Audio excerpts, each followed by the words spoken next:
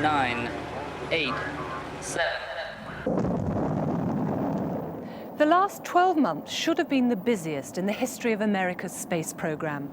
14 shuttle missions should have carried 18 satellites into orbit, launched the long-awaited Space Telescope, and dispatched unmanned probes towards Venus, Jupiter, and the Sun.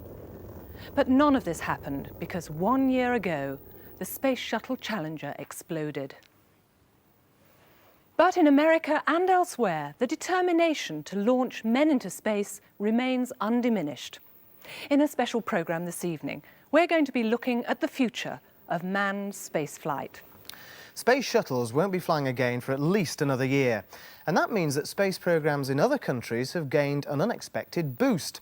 The Chinese and the Soviets are now offering to launch American satellites. The Europeans are designing a new generation of manned spacecraft. And the Japanese are planning to go to the moon. Meanwhile, the Soviets are quietly on target with their plans to put a cosmonaut on Mars within 15 years. And in America, that's given rise to calls for NASA to be given the cash to throw themselves into a new space race, the race to Mars. I believe that this nation should commit itself to achieving the goal before this decade is out of landing a man on the moon and returning him. It was fear of the Soviets gaining control of space that first prompted President Kennedy to launch NASA at the moon. And so started the first space race. Landing a man on Mars means first building a station in space, and that's already an American goal. Tonight, I am directing NASA to develop a permanently manned space station and to do it within a decade.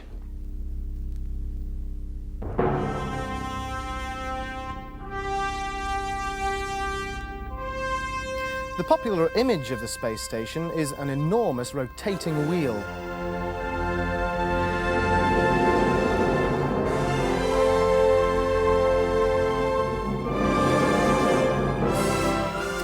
But this is what NASA plans to build within 9 years.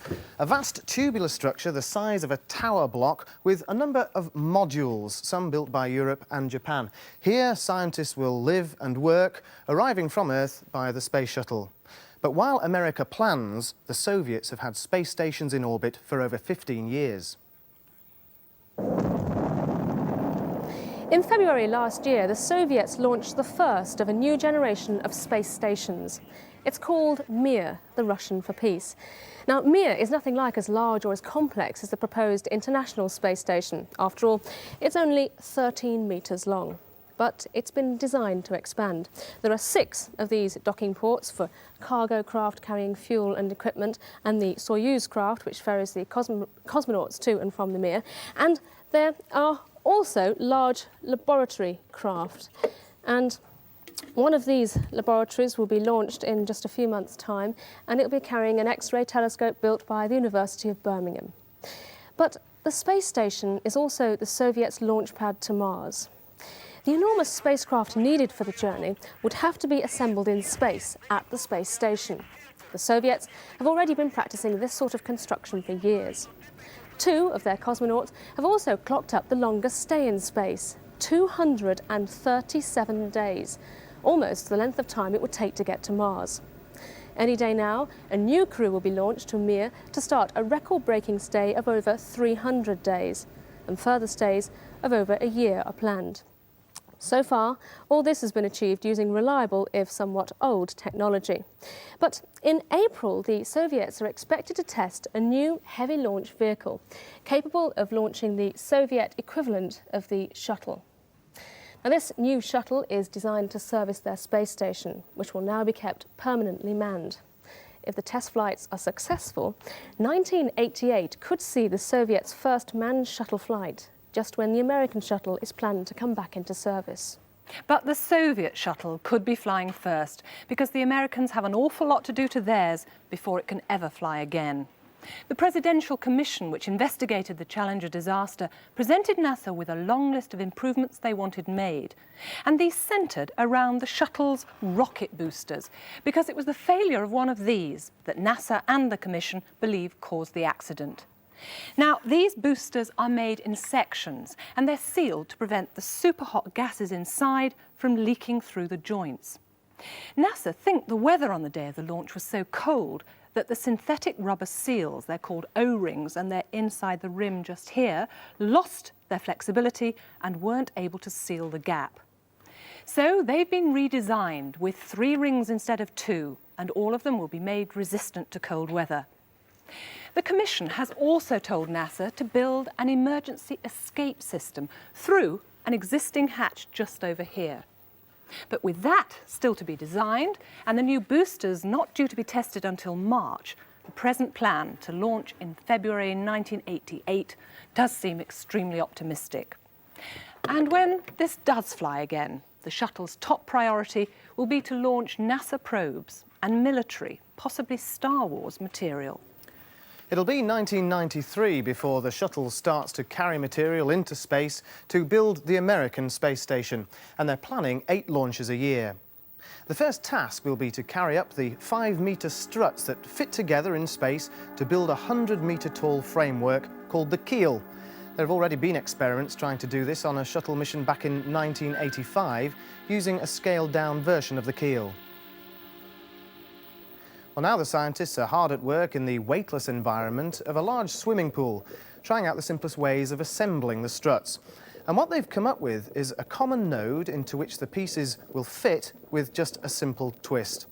And when the keel is assembled, it'll carry 3 laboratory modules, 1 American, 1 European, 1 Japanese. And to house the international scientists, there's also a habitation module, which Peter's been to see in Alabama. The habitation module, like the labs, will be 40 feet long to fit into the shuttle's payload bay. Well, this is just one version of the way that those living quarters could look, and once it's been transported up to the space station, it'll become home for 8 astronauts for 3 or even 6 months. So a certain amount of comfort has to be designed into it. Over here is the kitchen and eating area. That's the exercise area. This is the bathroom, the workstation, and from here onwards, it becomes the 8 astronauts' bedrooms. Real astronauts have been brought in to test the design, particularly the workstation, where they'll monitor the outside and control robotic vehicles. Any design will also take into account the effects of weightlessness. Sleeping bags are stuck to the wall to stop the astronauts floating away as they sleep. And in the morning, there'll be live television or music.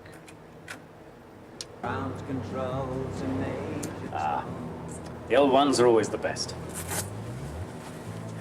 Take your protein pills and put... Well, before his protein breakfast, any self-respecting astronaut would no doubt head for here, the completely sealed shower unit. But how will the astronauts get the water off? Because apparently in the weightlessness of space, it sticks to your body rather like jelly. Well, that's where this special shower head comes in, because at the flick of a switch, it now becomes a rather efficient vacuum cleaner, sucking off the dirty blobs of water and the bacteria with them. Excuse me, I've got a bit of hoovering to do. So after a quick vacuum, it's off to the kitchen for a bite to eat. Since there's no up or down in space, the storage units can be in the ceiling. But weightlessness has the same effect on the taste buds as a heavy cold, so sharp, thick sauces will be used, not just to brighten up the food, but also to stop potential free floaters like peas or sweet corn from escaping off the fork. Well, that's definitely something to go to work on. One of the routine tasks will be the repair and maintenance of the space station itself, and from this work area you can monitor what's going on outside.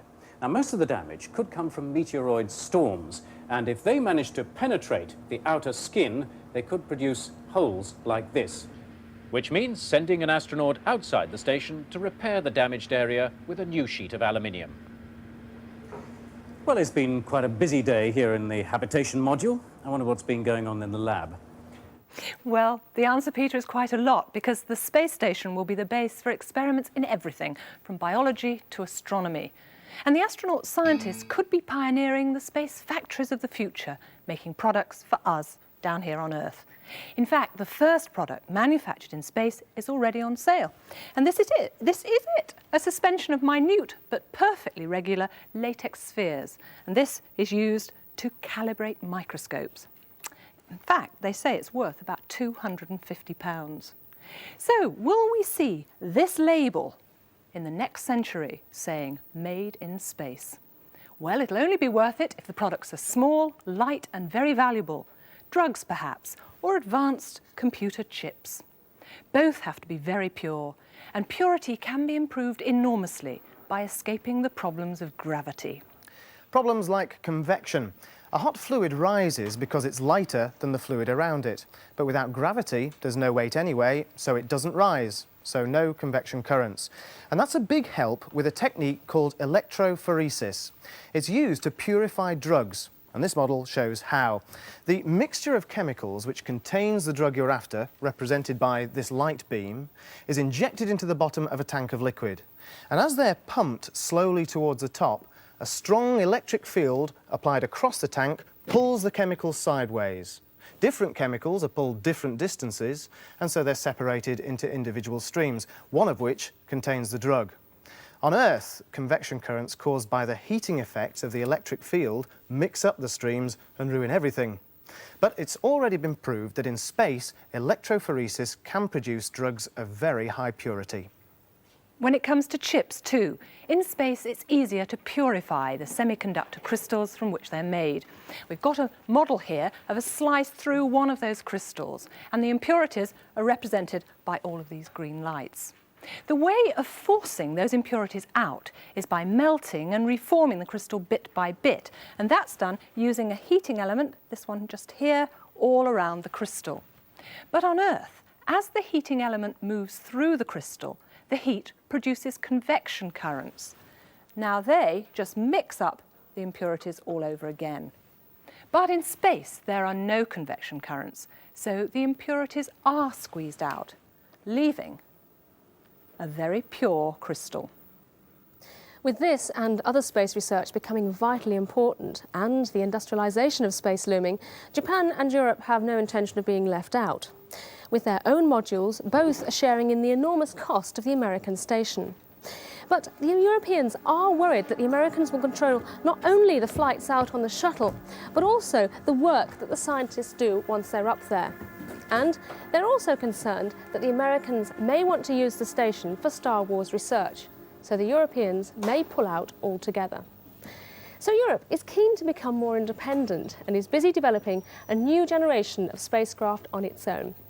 This German concept, for instance, the Zenger, uses a plane to carry the rocket-powered spacecraft up the first 35 kilometres. Both can land at conventional airports and be quickly reused.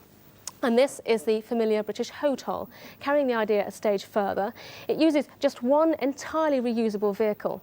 It's rocket-powered, but before it gets into space, it extracts the oxygen it needs from the atmosphere, much like a jet, and that makes it far cheaper to operate. But if these are still dreams, then large sums of money are being devoted to a new European mini-shuttle, Hermes. Launched at the tip of an Ariane rocket, this will be large enough to carry 4 astronauts up to the space station. It could also visit European free-flying modules. These would orbit close to the station, carrying delicate or dangerous materials. So Europe could finally become a major force in space. Both the Europeans and the Americans are also hoping that the space station will be used to maintain their other space hardware. Deep in space, if your satellite needs a 10 million mile service, then this is the recovery vehicle for the job. It's called the Orbital Maneuvering Vehicle, or OMV. And when it comes into service in 1991, it's going to have a very busy work schedule. Groups of thrusters here and round the side will help to maneuver the vehicle precisely onto its target. And then grappling arms here will grab hold of the satellite's telescopes or any other spacecraft, ready for the OMV to then tow them back to the repair bay of the space station. To practice the OMV's docking techniques, this full-size model has been attached to an experimental rig. The effect of weightlessness is produced by a minute cushion of compressed air, 5/1000th of an inch thick, being forced out underneath these footpads here, so the OMV can glide effortlessly across the smooth floor. Now, the rig is propelled by 6 jets at each corner, so that it and the model OMV can be maneuvered with immense precision. The whole thing weighs 1.5 tons. But just watch this.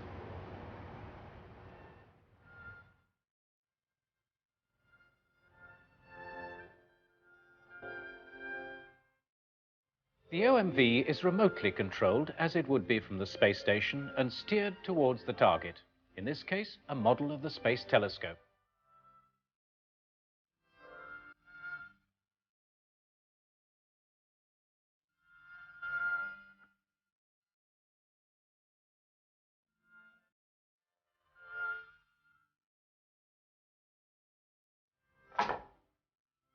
But the space station isn't just a lab or garage in space. It's hoped that it too will be a stepping stone into deeper space. The obvious first step would be to set up a manned base on the moon. But with the Soviets heading straight for Mars, the Americans might just bypass the moon and join in that race to the red planet. In many ways, Mars is the planet most like Earth in our solar system. And this gave rise to our favourite fantasy, Martians. Early science fiction writers conjured up an enormous variety of Martian life, from little green men to weird and wonderful plants. Sadly, the reality is not so glamorous. Information sent back from unmanned probes showed no little green Martians, probably not even microscopic life in the soil. But if the planet can't support Martian life, it does have the resources to allow human life to survive. But at the moment, NASA is only committing money to an unmanned trip to Mars.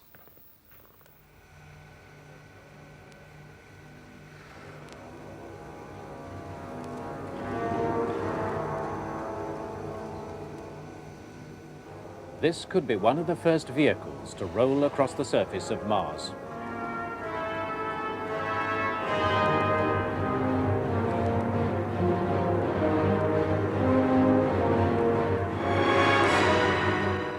It's a NASA-sponsored project at the University of Arizona, and it's called the Mars Ball. At the moment, it can cope with fairly small slopes, and it can also climb over boulders about 2 feet high.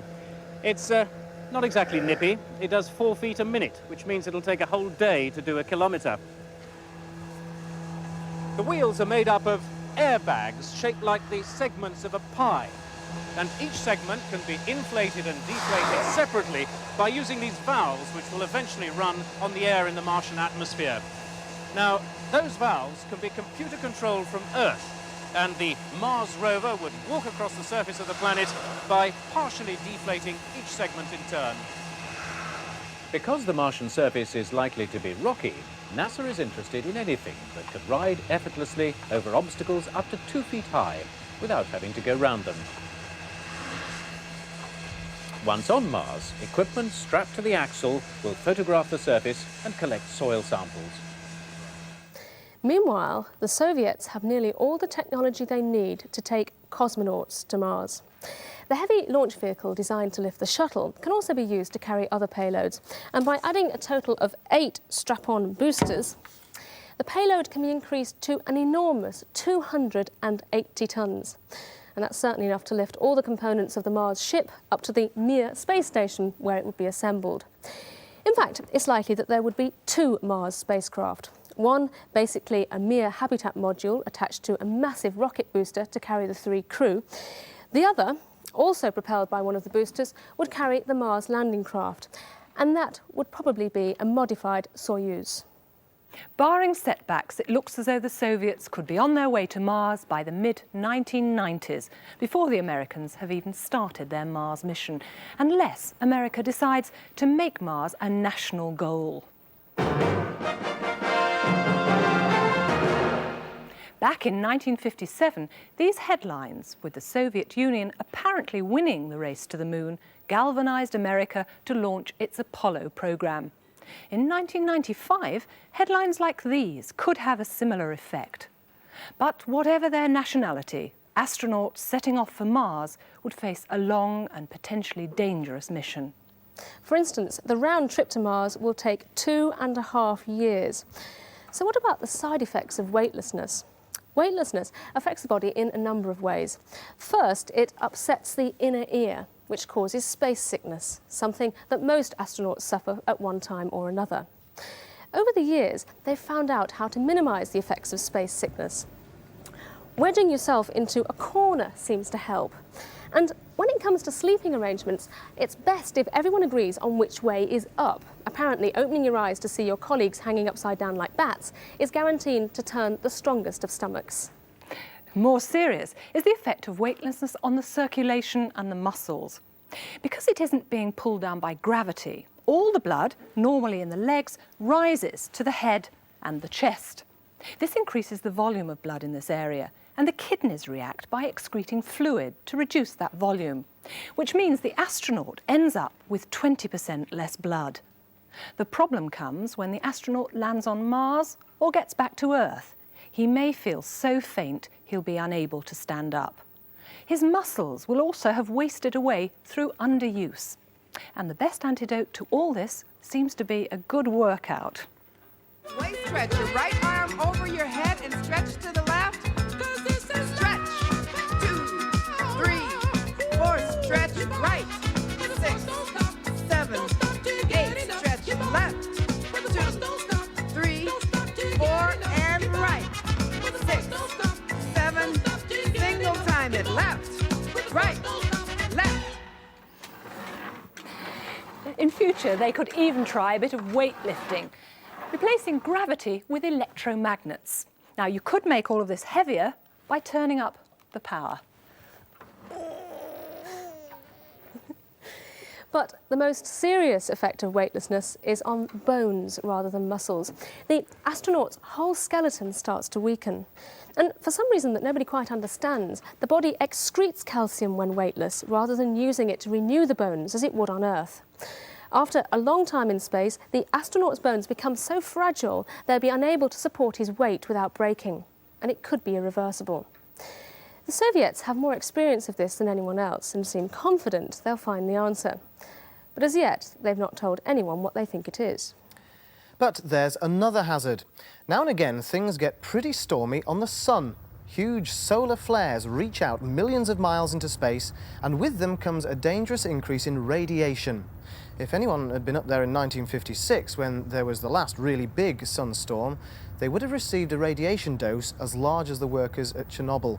So a Mars spacecraft would need some sort of storm shelter, part of the vehicle with extra thick walls to protect the crew.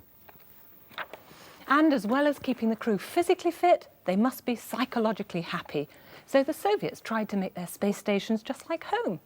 From plants and flowers to pictures of their leaders on the wall. They wake up to the sound of recorded birdsong. And when they're not tending their gardens, they can do some more training to fill their time on the long journey. For example, they could always take a degree in Martian geology. Well, after the hazards of the journey come the hazards of actually surviving on the planet. Having landed safely, the crew would have to plan on staying for at least a year until Mars circled close enough to Earth for the return journey.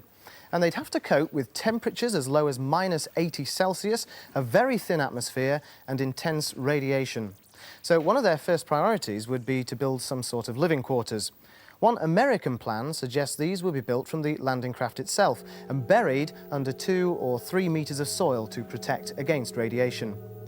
Well, although the Martian atmosphere is mainly carbon dioxide, there is enough oxygen and water vapour that could be extracted to support the crew and grow plants. But the eventual aim would be to make the colony completely self-supporting. And a remarkable experiment has just begun to determine how feasible that might be.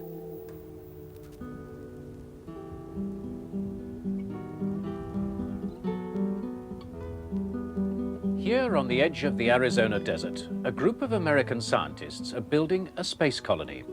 It's the sort of colony we'd need to live on Mars.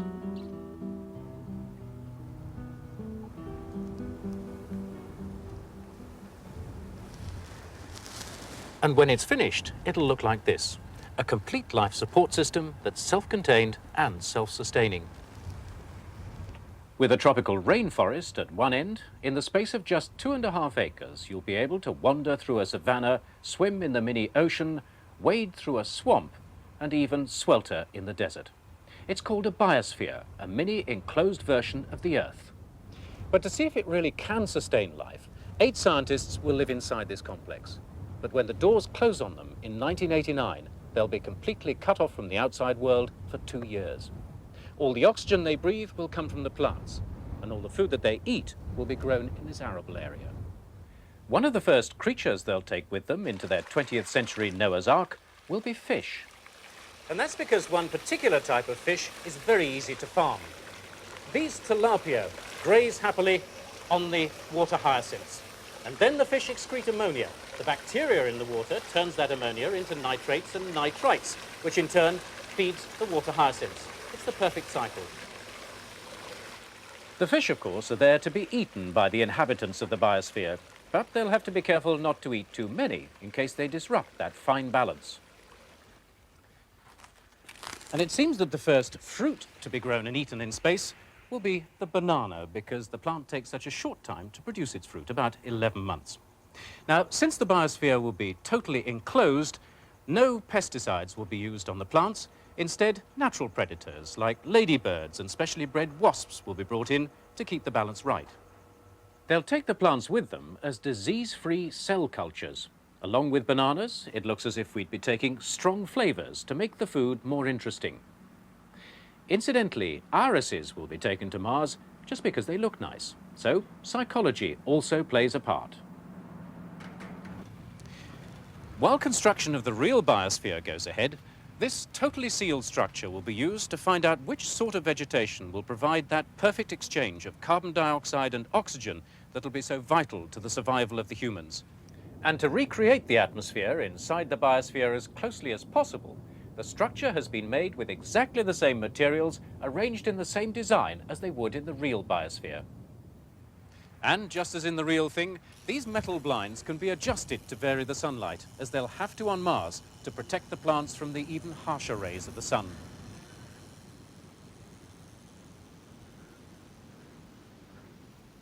If the experiment's a success, this is the kind of structure men on Mars will live in, a sort of home from home, 300 million miles away from Earth. So, within a few years, we should have a good idea how people could survive on the surface of Mars. But how soon is that likely to be? We know the Soviets are aiming at the mid-1990s, but they've got a lot of problems to sort out first. As for the Americans, well, NASA's budgets have been cut back for years, so it would take a major change in the political climate to produce the cash to send an astronaut to Mars. But it isn't too late to respond to the Soviet challenge, and many scientists are still convinced it could happen. So the question is not whether a man will land on Mars, but whether it'll be before the year 2000, and whose flag will be flying.